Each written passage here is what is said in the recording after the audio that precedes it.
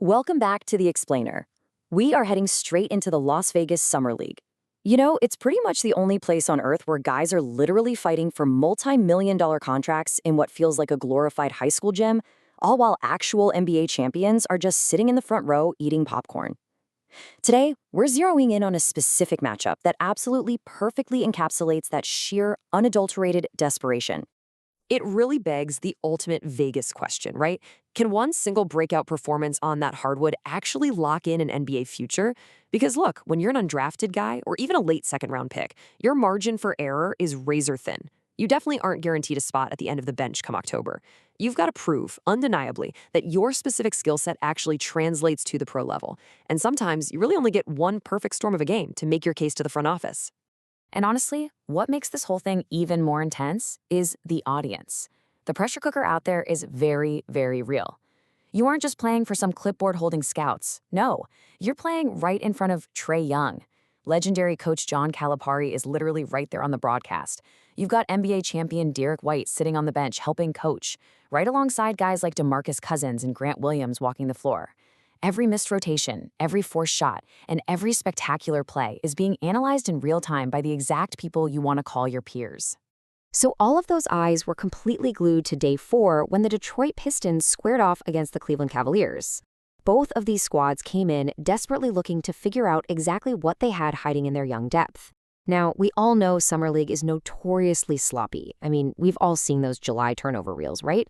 But this specific game, it turned into a highly competitive, total offensive showcase that had absolutely everyone in the Thomas & Mack Center captivated.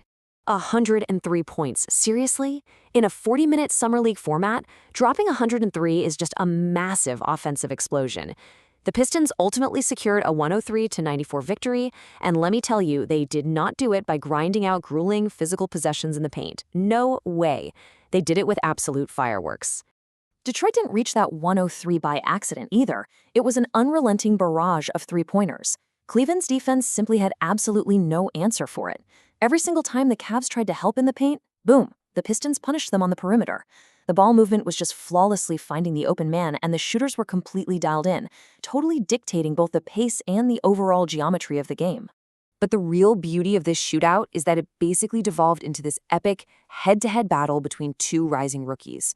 On one side, you had Chaz Lanier for the Detroit Pistons, and on the other, Meleek Thomas for the Cleveland Cavaliers. We're talking about two players with completely divergent playstyles, both carrying the immense weight of their NBA dreams, just trading heavy blows in the fourth quarter.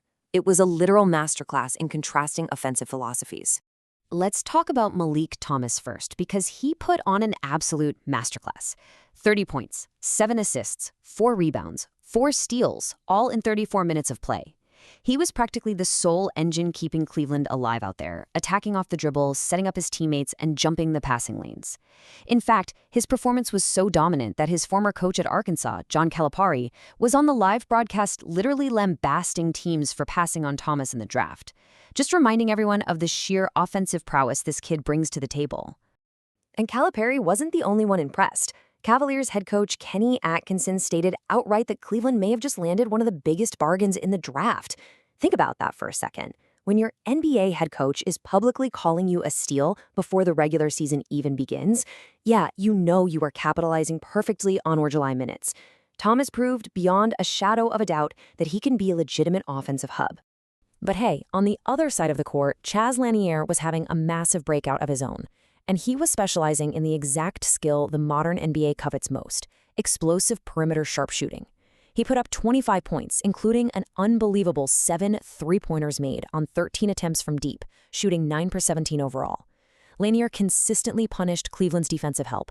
Literally every single time they sagged off even a little bit, he made them pay with just exceptional efficiency.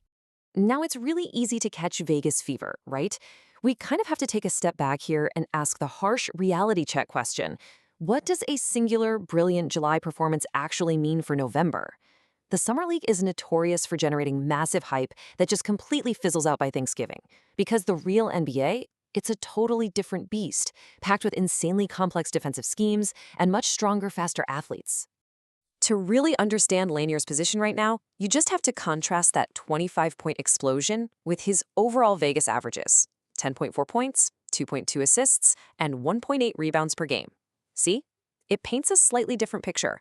It basically tells the Pistons front office that while this kid's ceiling is incredibly high, his floor is still quite grounded. He still has a lot of work to do to find real consistency in a professional environment.